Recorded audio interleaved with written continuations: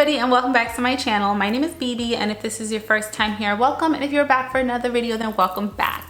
So today I have a very special video for you. We are going to be talking about 10 different types of nursing jobs that you can take outside of the hospital when you have been burned out, when you're fatigued, or when you are just over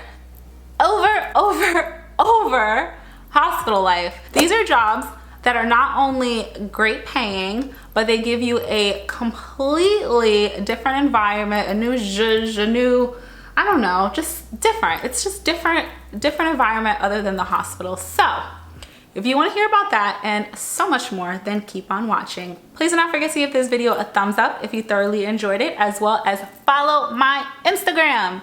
So on my Instagram is where you can follow me along on my daily life. I am a travel nurse, but that's for a whole nother video. So you can follow me along that journey, as well as crazy day-to-day life things that just make for really great social media content.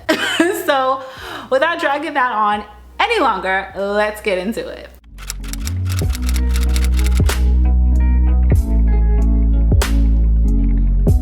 All right, so the first thing that we are going to talk about is working at an urgent care center. So working at an urgent care center, I feel like, is a really good alternative to working at the hospital. When you are working at an urgent care center, for the most part, you are going to see very minor things, minor cuts and bruises here and there. There's going to be no coding.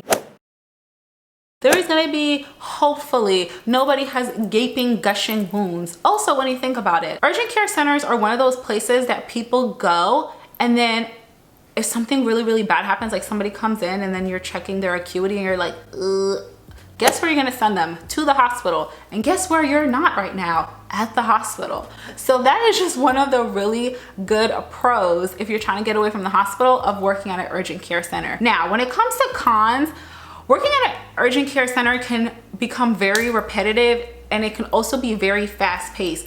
If you've ever been to one on a Saturday morning or like right before closing, that waiting room can be packed to the nth degree. And then also when there's like flu season, and then also with everything that was going on in the world, like that can be a very fast-paced job. And then when you look at it too, working at an urgent care center is kind of like, it's like customer service. You're in, what's your problem? Fix it, then they leave, next patient. You're in, what's your problem? Let's fix it, and you're out. Like, you are literally doing that all day long. So in a way, it's kind of like you're working at a walk-in clinic, which I guess like a urgent care center walk-in clinic is kind of like the same thing. But like I mentioned previously, the acuity is very low. You are not going to be serving meals. You are not going to be working like crazy hours. You have a set schedule, and it's a smaller environment. You know all your coworkers.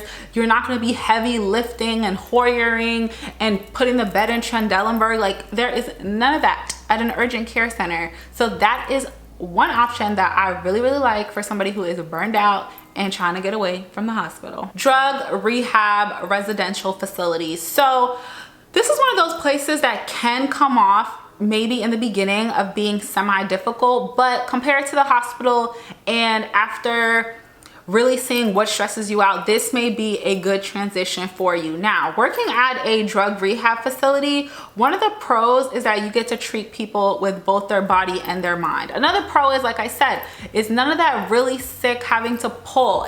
And I keep going back to pulling and lifting, but for somebody who has been in the hospital for years, 10, 20 years, almost 30 years, like that lifting is one of those things that really gets to you. And working at a drug rehab facility, you are not going to be doing any of that. Now, when it comes to the hard part, obviously you are going to be dealing with people who have mental illness, drug addiction, and that tends to make people very angry.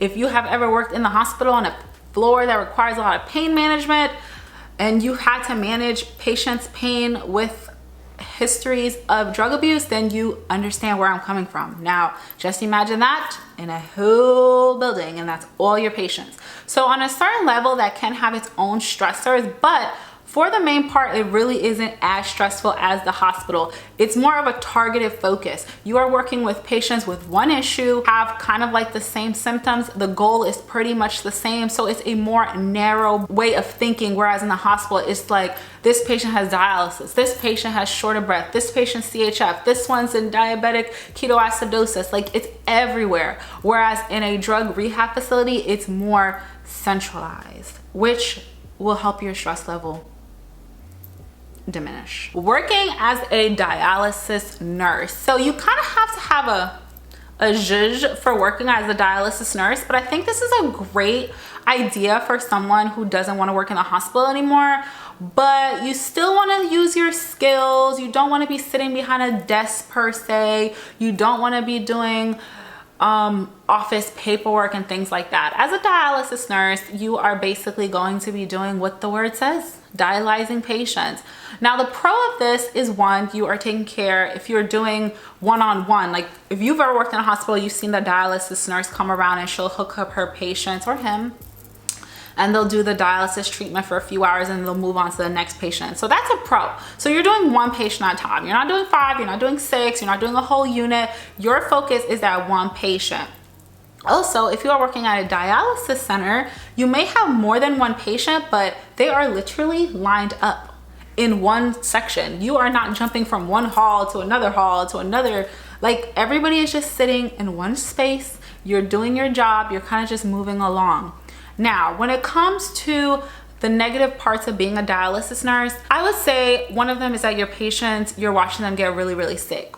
And on top of that, the hours can sometimes be a little bit crazy. One nurse that I know who has worked at a dialysis center had to come in at 4:30 in the morning. So her shift started at 4:30 and it ended like early afternoon. And the reason for that, if you've ever worked at the hospital or if you ever worked somewhere in healthcare, some dialysis patients' appointments start at 5 a.m. Some of them start at 6 o'clock in the morning. So with that being said, because of those early dialysis treatments, the nurses need to come in early as well to prep, to do all that, to prepare for the patients. So if you're not somebody who is an early morning person, this may not be for you, but also you have to think about it. You're also gonna have different shifts, so you may not be that early person. But if you are somebody who wants to be out by 2, 3 o'clock in the afternoon or even earlier, this might be the job for you. Oh, and another thing I forgot about dialysis nursing, which I learned during my research, you don't have to work on Sunday. You don't have to work on Sunday. There's no dialysis on Sundays, but you may have to work 2 Sundays out the year, big whoop, to make up for Christmas and Thanksgiving. So obviously, since the centers are closed those days, they're gonna have to make up for it on a Sunday so the patients can get their dialysis. So that is definitely a pro.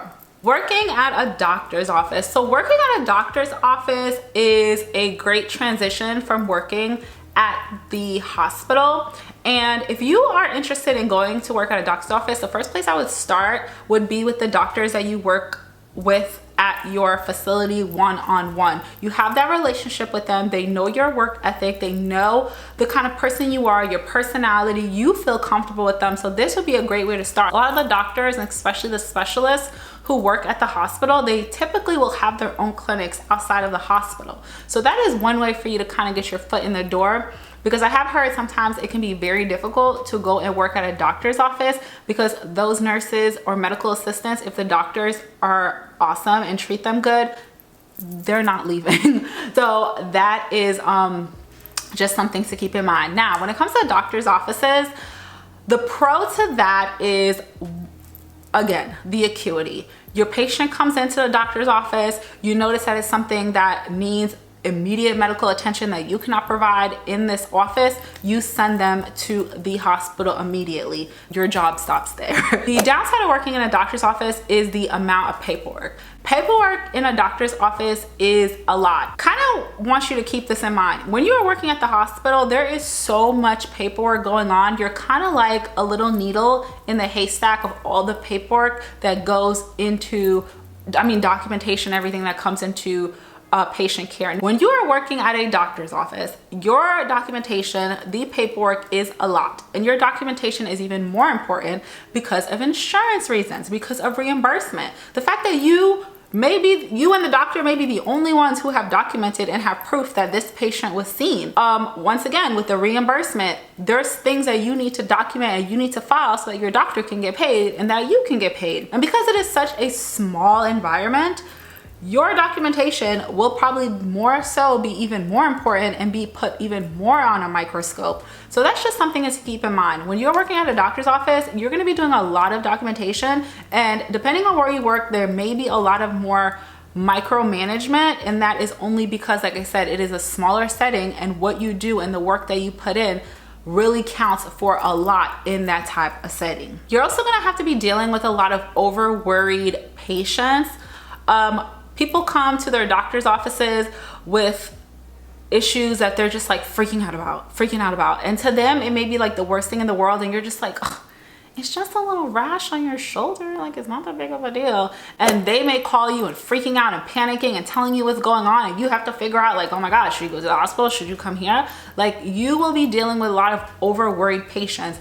And also, sometimes patients, when they come to their doctor's offices, may have a certain expectation that you may not be used to. Because if you've ever worked in an ER, if you've ever worked in a hospital, and I've seen this and I've seen nurses say it, you have a bad day with your patient, you guys just don't get along, and then you're just like, oh, whatever, like the next day they're gonna be gone, I don't have to see them again. That's not how it is at a doctor's office. If you rub shoulders the wrong way with a patient, they're gonna come back, and they may give that feedback to the doctor who's gonna come and see them within the next few minutes. And it may not be a good thing for you. So you have to be that type of nurse if you're going to be working in a doctor's office, because those patients expect that relationship with their doctors, with the doctor's office employees. You'll even hear from them sometimes say, oh, what happened to your medical assistant or whatever, because they've been coming to that office for like so long. Correctional nursing. So correctional nursing is one of those things that I personally would not look into for my own reasons, but I think it's a really great alternative if you're somebody who wants to get away from the hospital, or you're just burned out from the hospital and you just need like a different scene. Now, when it comes to correctional nursing, a lot of it comes from triaging, and a lot of it is multitasking, and a lot of it is also psych, because within the jail, the triaging comes from you determining if the issue the patient comes with an issue, is this legitimate, or is this person manipulating me so they can go to the hospital and have a free day out of the prison?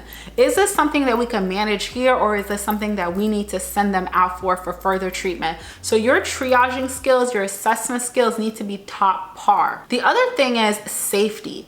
Safety in the jail, prison, wherever you're going to be working is going to be your number one concern, because you never know when somebody may do something to you, when your life may be in danger. So if you're one of those people who gets really, really antsy and you're not comfortable in those type of situations, or dealing with someone who may have a history of, oh, I don't know,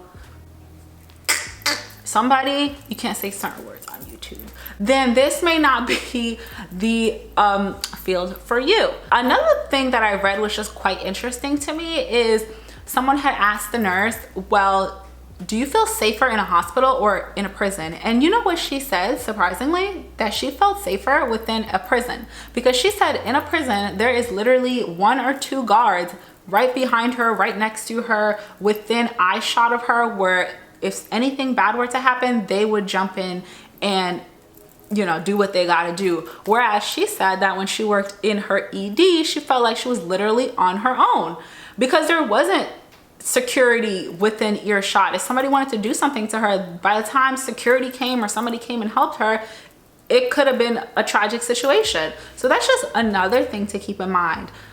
It may not be as bad as you really think it is. Private duty nurse. So this is something that I can speak on. I personally have worked as a private duty nurse, and I did it in conjunction with the times that I worked at the hospital, because I only worked 3 days at the hospital, so I had all this free time, so I would take on all types of different nursing jobs just to keep things interesting.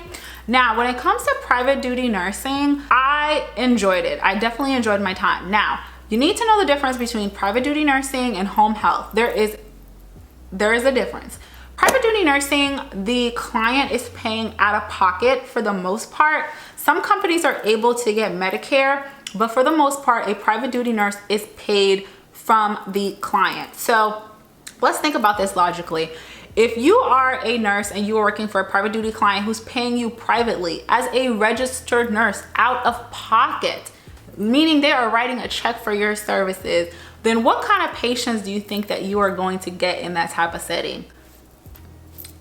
Without stereotyping, use your context clues. Now, with that being the case, there is good things about that. You're not gonna be freaking out by going into some crazy part of town that you don't feel comfortable, that you don't feel safe in.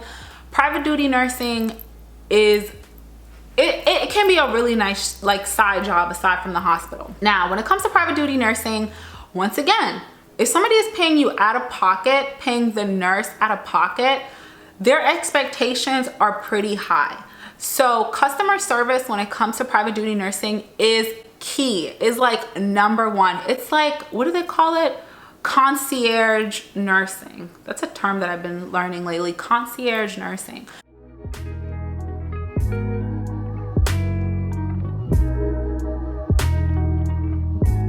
So basically it's all about customer service. You come in and you have to present yourself in a certain way.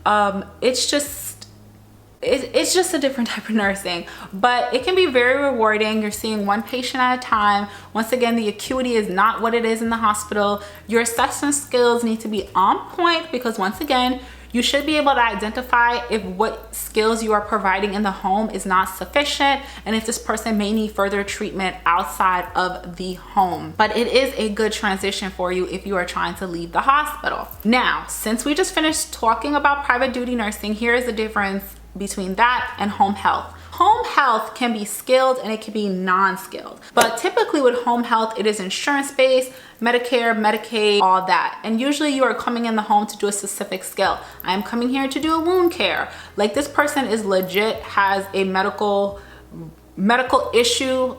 I mean, simply put, you can just say this person has a medical issue that insurance is willing to pay for. So you're coming in, you're doing education. This person may come out of the hospital and they need you to hook up their feeding tube for them every single day. And like I previously mentioned, wound care treatments. You can be doing injections for them and home health and things like that. Things that would be an extension of outside the hospital. So home health, I personally really enjoyed it, but it's not private duty in as you can go anywhere. You have a lot more patients to see. You can be in the nicest area of town or not the nicest area of town. You can be doing wound care one second and the next minute you're doing an IgG infusion. Like it's just, it varies. It varies. So just to kind of keep that in mind. But the pro of both of these jobs are that it's very, very flexible. You can work as much as you want or as little as you want. You work on your own time. You get to drive from one patient to another. You kind of have, for the most part, a relaxing day. When I did it, I would have my iPad. I would chart in the car as I'm waiting to see my next patient. Sometimes you can chart when you get home as you're just sitting on the couch. Like it is for the most part, a fairly easy going job. I liked it. I would go back to it. Working as a hospice nurse. So working as a hospice nurse, it's not for everybody. It takes a certain special person. I mean, it takes a special person to be a nurse, but it takes an extra special person to be in hospice. Knowing that your patient may be passing soon and just making sure that they are gonna go in a dignified manner, that you're able to educate them, not only them, but their family as well on the process of what's going on. You will be personally investing yourself in this patient's life, and sometimes working hospice can just take a toll on you. Your patients can come in very, very young. Your patients can come in and things may just be very sudden. Something about their personalities may resonate with you. So it's just, working as a hospice nurse can just be something that's very emotional toll on you. So just kind of keep that in mind if that is something that you want to go into. Infusion nurse. So working as an infusion nurse can be an extension of working private duty and working as a home health nurse. Something else that I did. I worked for a company that was actually all three. They did private duty and they did home health. And part of that was doing infusions. And I would go into the homes of patients and provide IgG infusions for them. Very expensive treatment, but it is something that can be done in the home. Now, if you want a job like this, the number one thing that I would suggest, and it's kind of obvious, but your IV skills need to be on point. On point.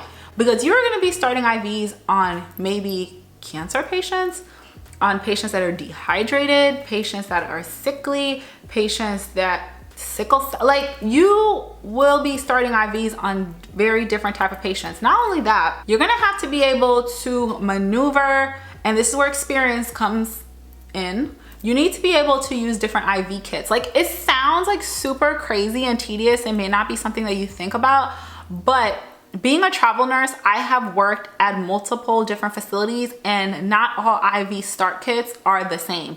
There's the power ones that like you press a button and it ding, whatever it does.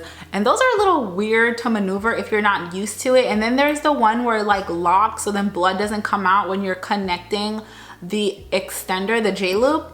Those are a little different, but I actually like those. Those grew on me. That's just something for you to keep in mind. And if you cannot get the IV, and you have to call somebody else out to come and start that IV, your company is not going to be happy, and that can be the end of your job. They may not tell you that, but if that happens too often, you may not have a job anymore, because having to call somebody out after you've been out there to start an IV is a problem. And a lot of these patients, they are not paid. They're not going to let you stick them 3-4 times either.